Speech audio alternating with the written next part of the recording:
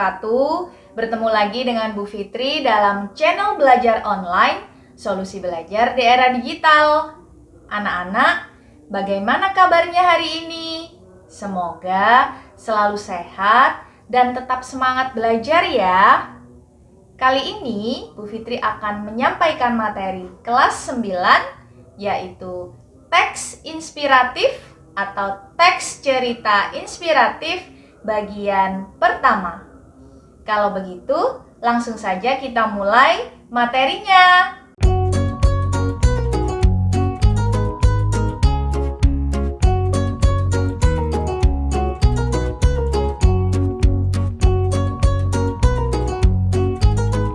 Hari ini kita akan belajar teks cerita inspiratif bagian pertama.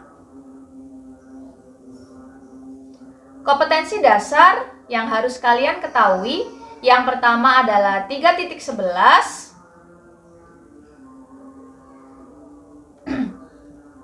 Mengidentifikasi isi ungkapan simpati, kepedulian, empati, atau perasaan pribadi dari teks cerita inspiratif yang dibaca dan didengar.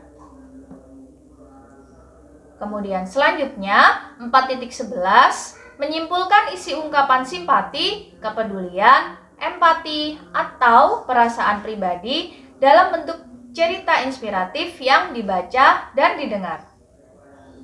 Seperti biasa, ada dua tujuan pembelajaran yang harus kalian capai dalam materi kali ini. Yang pertama, peserta didik mampu mengidentifikasi isi ungkapan simpati, kepedulian, empati, atau perasaan pribadi dari teks cerita inspiratif yang dibaca dan didengar. Yang kedua, peserta didik mampu menyimpulkan isi ungkapan simpati, kepedulian, empati, atau perasaan pribadi dalam bentuk cerita inspiratif yang dibaca dan didengar. Yang pertama, kita akan belajar mengidentifikasi informasi teks cerita inspiratif. Sebelumnya, kita harus mengetahui dulu apa ya kira-kira pengertian teks cerita inspiratif. Tentunya dalam benak kalian sudah berimajinasi ya, atau menentukan dalam pikiran kalian bahwa teks cerita inspiratif itu seperti ini. Bu Fitri yakin karena dilihat dari namanya sangat mudah ya anak-anak ya, teks cerita inspiratif. Berarti mungkin ada sesuatu yang menginspirasi, seperti itu. Nah, ada gambar seseorang yang sedang menceritakan sebuah teks inspirasi ya dari tokoh untuk didengarkan, untuk diaplikasikan dalam kehidupan sehari-hari. Cerita inspiratif merupakan cerita atau kisah masa lalu yang bisa menginspirasi seseorang untuk melakukan hal yang sama, ya, melakukan hal yang sama, hal yang positif dalam diri tokoh, ya, untuk diaplikasikan, untuk digunakan, ya, dalam kehidupan sehari-hari. Terutama yang menyangkut keberhasilan dan kesuksesan tokoh-tokoh terdahulu. Intinya, cerita inspiratif akan mampu memberikan pengaruh berupa semangat dan kekuatan untuk melakukan atau membuat sesuatu bagi seseorang yang membaca atau mendengarnya. Nah, sungguh menarik bukan cerita inspiratif ini? Kita diharapkan ketika atau selesai membaca teks cerita inspiratif ini, diharapkan kita mampu mengambil hikmah, mampu meneladani pesan moral atau amanat yang telah disampaikan oleh penulis atau pengarang kepada kita sebagai pembaca. Nah, tentunya akan meningkatkan nilai ya positif dalam diri kita ya anak-anak, untuk menambah kepositifan dalam diri kita, seperti itu.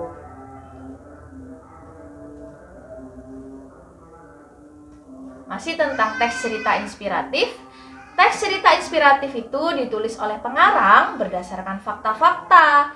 Jadi keberhasilan seseorang, kesuksesan seseorang yang ada dalam diri tokoh dalam cerita itu merupakan hasil fakta anak-anak, tidak dibuat-buat, tidak dikarang bebas ya, tanpa bisa dipertanggungjawabkan. Jadi harus bisa dipertanggungjawabkan.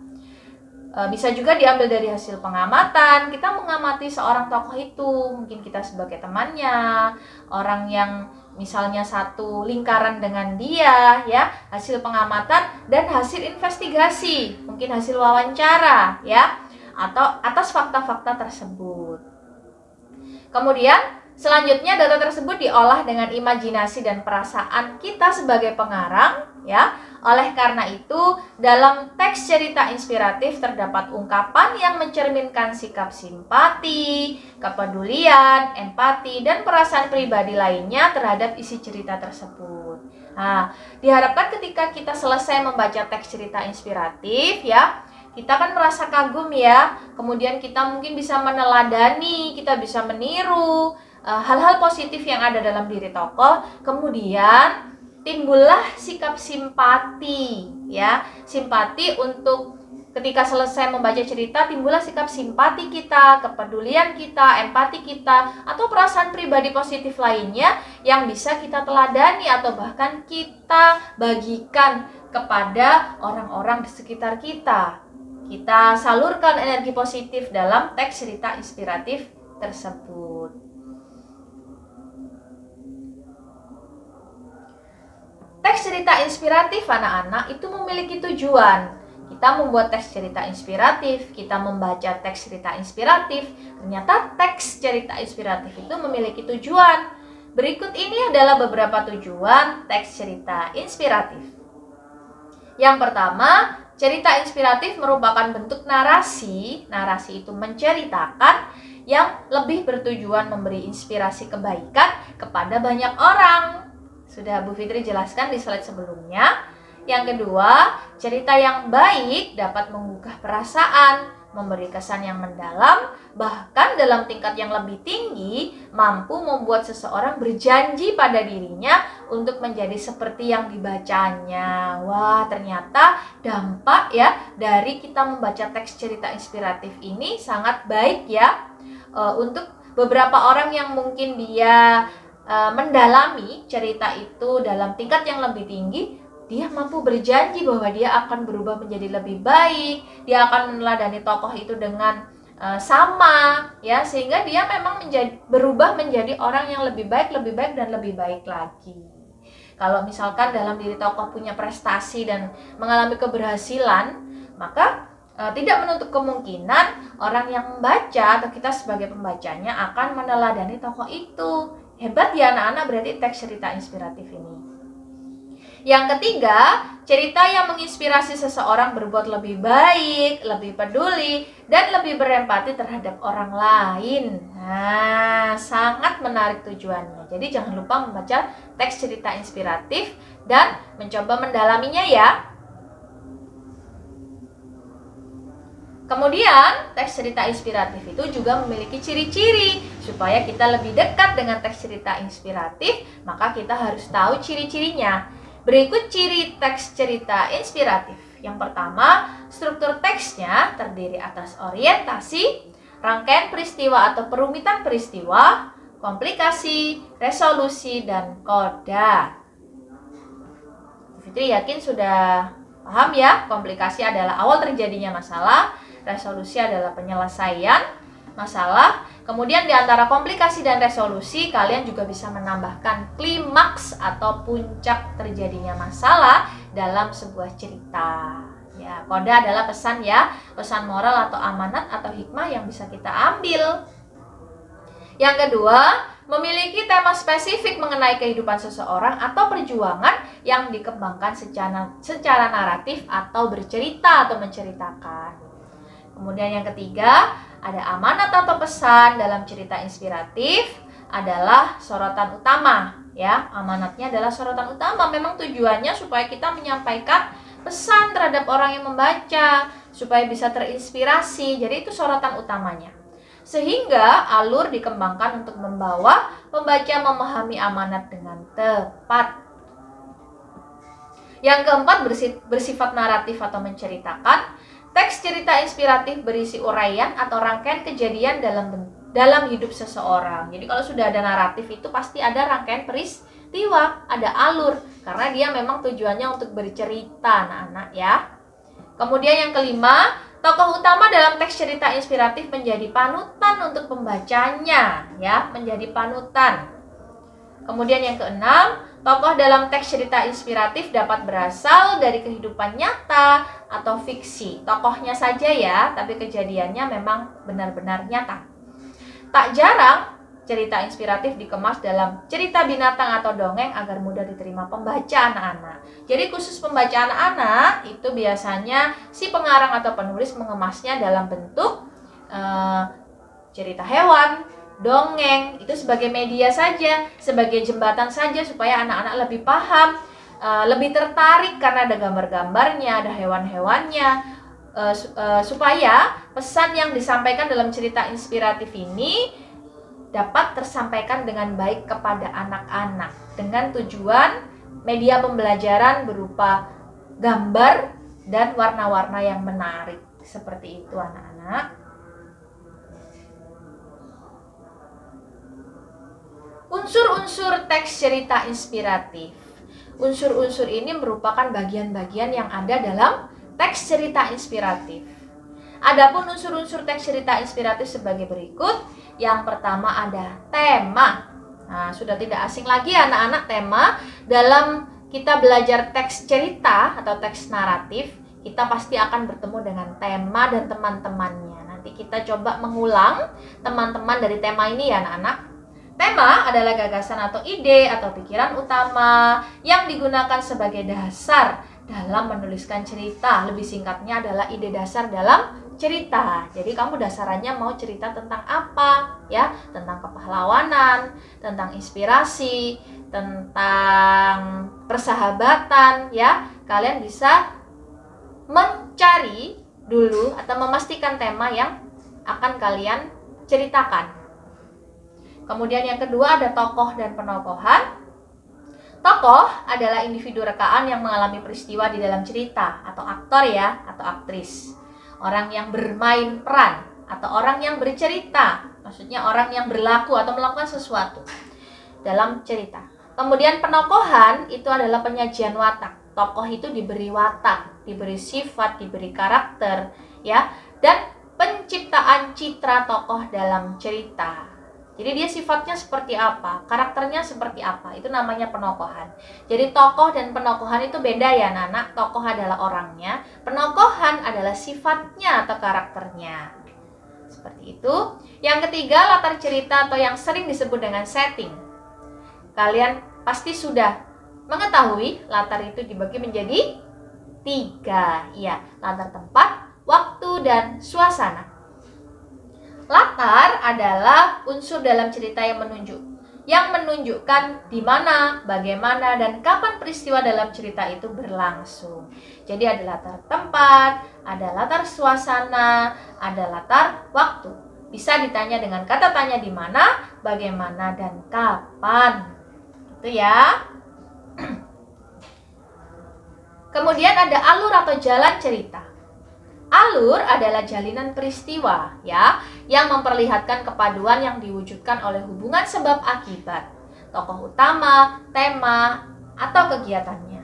Alur anak-anak, Bu Fitri mengingatkan lagi karena sudah sering diulang. Alur dibagi menjadi 3. Alur maju, alur mundur, dan alur campuran. Silakan kalian bisa menggunakan ketiga alur ini ya, atau salah satu atau salah 2 dari alur ini untuk bercerita inspiratif. Yang kelima adalah sudut pandang atau yang sering disebut dengan point of view.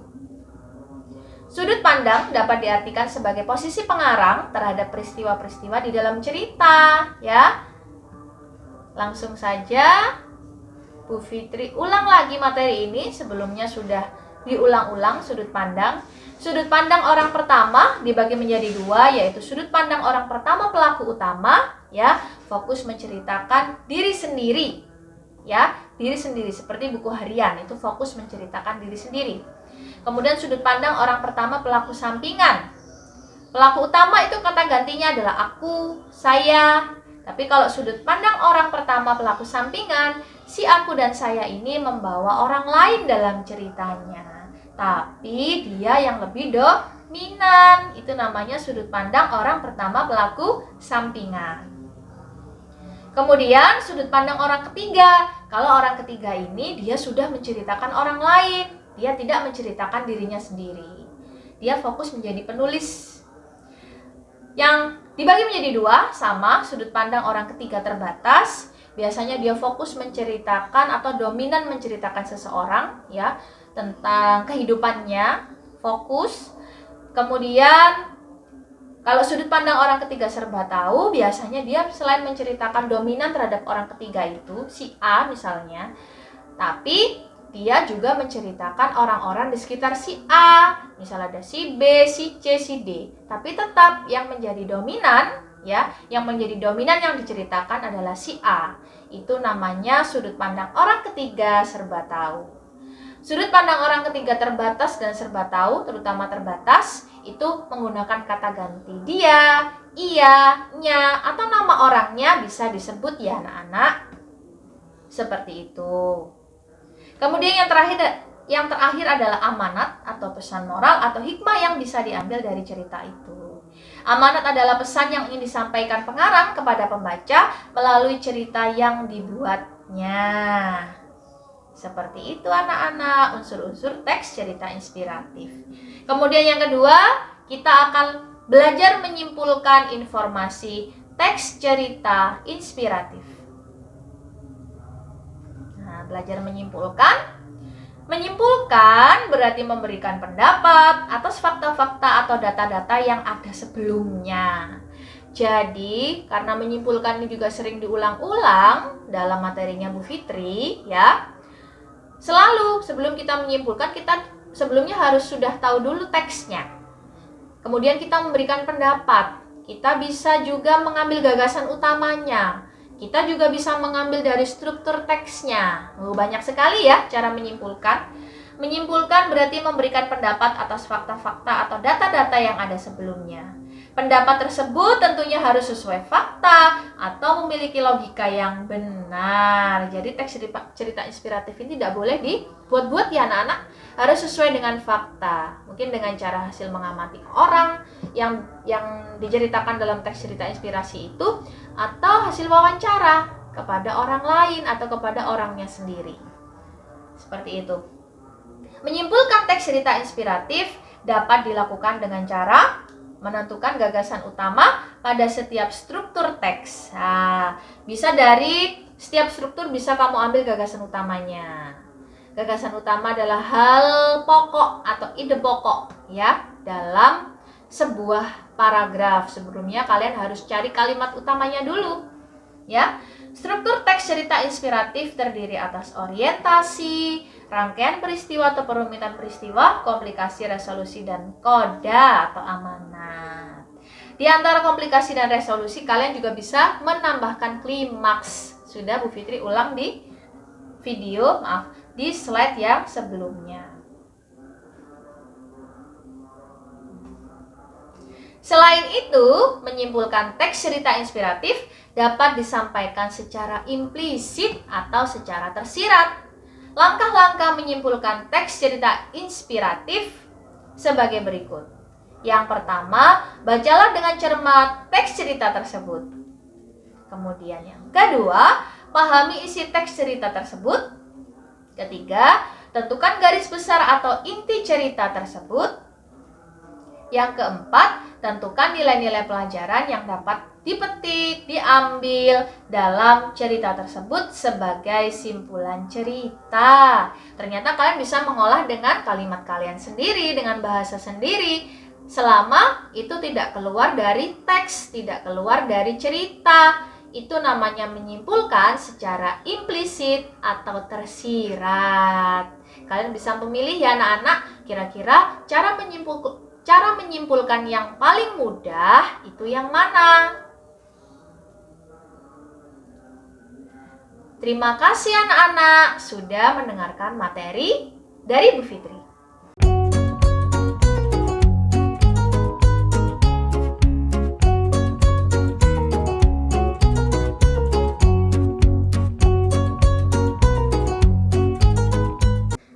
Demikian materi teks cerita inspiratif bagian pertama yang sudah Bu Fitri sampaikan. Silakan materi ini bisa kalian jadikan bekal untuk mendalami tentang materi tersebut. Bu Fitri akhiri, selamat belajar, semoga selalu sehat. Wassalamualaikum warahmatullahi wabarakatuh.